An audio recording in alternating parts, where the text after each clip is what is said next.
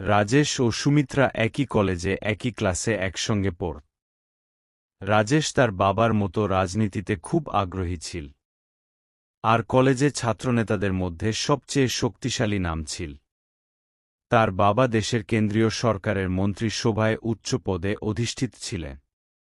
রাজেশ যতটা নেতা ছিল, মেয়েদের মন জয় করার ক্ষেত্রেও তার সমান শক্তিশালী ছিল। কলেজের সর্বত্র তার ভাবমূর্তি উচ্চ মর্যাদায় ছিল। পড়াশোনার পাশাপাশি খেলাধুলায়ও শীর্ষস্থানী। কলেজে কখনো কারোর কোনো সমস্যা হতো, সমস্যার সমাধান ছিল শুধুমাত্র রাজেশের কাছেই। রাজেশের মন নেতাগিরি ছাড়া অন্য কিছুতে কেন্দ্রীভূত ছিল। সেই কেন্দ্রীভূতের নাম ছিল সুমিত্রা। সুমিত্রা খুব সুন্দরী ছিল। তিনি ইংরেজি ডিকশনারিতে বিউটিফুল শব্দের সবচেয়ে বিশিষ্ট বক্তা ছিলেন। সুমিত্রা একটি লাজুক এবং মৃদু কথার মুখ হিসেবে পরিচিত। ভালোবাসার একটি ভিন্ন উপস্থাপনা উপস্থাপন করেছিল, যা ছিল খুবই মিষ্টি। সুমিত্রা রাজেশকে মনে প্রাণে ভালোবাসতেন, কিন্তু তিনি বলতে পারেননি, কারণ তিনি ভয় পেয়েছিলেন যে রাজেশ রিজেক্ট করতে পারে।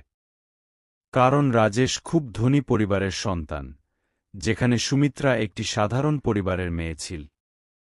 একদিন সুমিত্রা কলেজ থেকে বাড়ি যাচ্ছিল। সেই পথে রাজেশের সাথে দেখা হল, আর দুইজন দুইজনার দিকে তাকিয়ে থাকল, যেন জন্ম জন্মান্তর ধরেছেন। তারপর কয়েক মিনিট পর দুজনেই একে অপরের থেকে চোখ সরিয়ে নিল। রাজেশ বাইকে করে অন্যদিকে যাচ্ছিল, আর সুমিত্রাও অন্যদিকে যাচ্ছিল। দুজনেই একে অপরের থেকে অনেক দূরে ছিল। তখনই কলেজের কিছু ছেলে সুমিত্রাকে উত্ত্যক্ত করতে থাকে। সুমিত্রা খুব ভয় পেয়ে সেখান থেকে প্রচণ্ড গতিতে দৌড় লাগা। রাজেশের হঠাৎ সুমিত্রার সাথে তার কিছু কাজের কথা মনে পড়ল। সে পিছনে ঘুরে গেল, আর তার বাইক সুমিত্রার দিকে গতি বাড়িয়ে দিল। কিন্তু তিনি অবাক হলেন যখন দেখল যে সুমিত্রা সেখানে নেই। রাজেশ সেই ছেলেদের দেখে বুঝতে পেরেছিল যে তারা অবশ্যই সুমিত্রার সাথে কিছু করেছে। তিনি সেখানে থেমে গেল আর ওই ছেলেদের সাথে কথা বলে সবাইকে বিদায় দিলেন। কলেজের সব ছেলেই রাজেশকে দেখে ভয় পেত, কারণ তিনি কারোর প্রতি অন্যায় সহ্য করতে পারতেন না। চলে যেতেই রাজেশ সুমিত্রাকে খোঁজার চেষ্টা করেও অনেকক্ষণ তাকে খুঁজে পায়নি।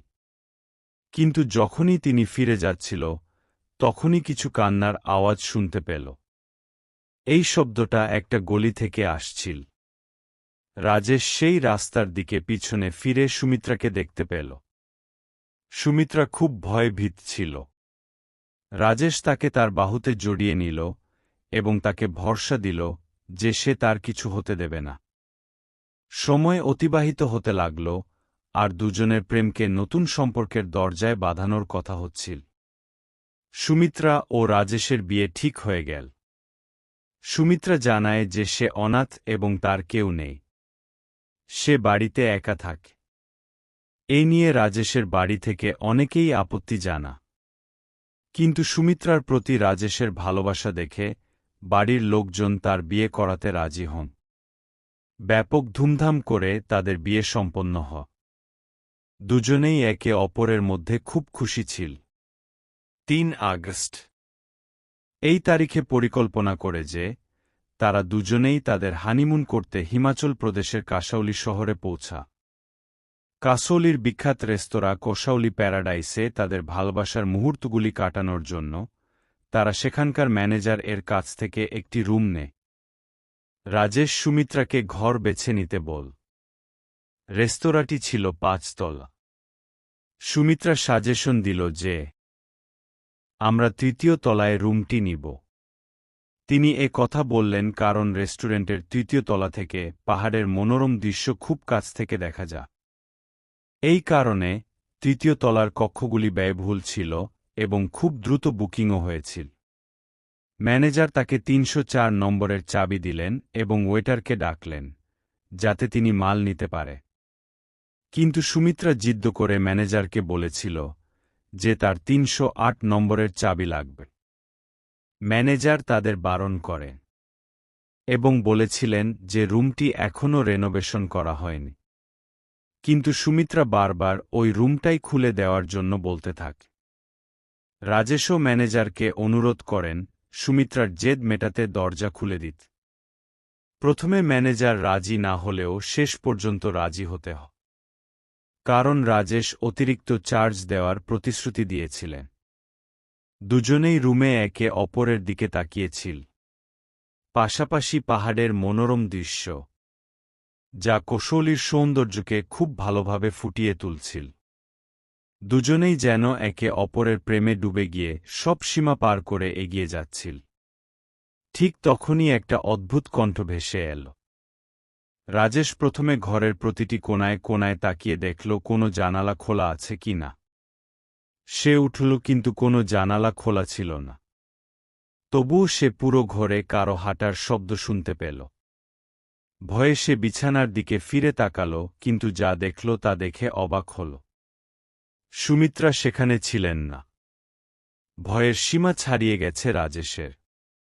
এবার সে সারা ঘরে সুমিত্রাকে চিৎকার করে ডাকতে লাগল। রুম থেকে বের হওয়ার চেষ্টা করলেও মনে হল কেউ যেন বাইরে থেকে রুমে তালা দিয়েছে। এই প্রথমবার রাজেশ ভয়ে কান্না কর। হঠাৎ সে ঘরের বাথরুম থেকে পানি পড়ার শব্দ শুনতে পা। দৌড়ে বাথরুমের দিকে যা। সেখানে পৌঁছতেই জলের শব্দ থেমে যা। রাজেশ, জানু, কোথায় খুঁজছ তুমি আমাকে? সুমিত্রার গলা। রাজেশ দেখে সুমিত্রা বারান্দায় দাঁড়িয়ে আছে। রাজেশ ভয়ে তাকে জড়িয়ে ধরতেই সুমিত্রা হঠাৎ অদৃশ্য হয়ে যায় এবং রাজেশ পাহাড় থেকে নিচে পড়ে যা। আর সে মারা যা। পরদিন পাহাড় থেকে তার লাশ উদ্ধার করা হয়। তদন্তের দায়িত্ব পান ইন্সপেক্টর রণদীপ সিং। মৃতদেহের পোস্টমর্টেম রিপোর্ট অনুযায়ী মৃত্যুর আগে রাজেশের হার্টবিট খুব দ্রুত ছিল। ইন্সপেক্টর সুমিত্রাকে খোঁজার চেষ্টা করে, কিন্তু তারা তাকে কোথাও খুঁজে পায়নি। ইন্সপেক্টর ম্যানেজারের কাছ থেকে সিসিটিভি ক্যামেরার ফুটেজ চাইলেন, কিন্তু সেই রেকর্ডিং দেখে চিন্তায় পড়ে যান। সিসিটিভি ক্যামেরায় সুমিত্রার কোনো ছবি দেখা যায়নি। ইন্সপেক্টর মনে করেন এটা ম্যানেজারের চালাক। ইন্সপেক্টর রাজেশের মৃত্যুর খবর নিয়ে রাজেশের বাড়িতে পৌঁছান। খবর পেয়ে পরিবারের সকল সদস্য আহত হয়।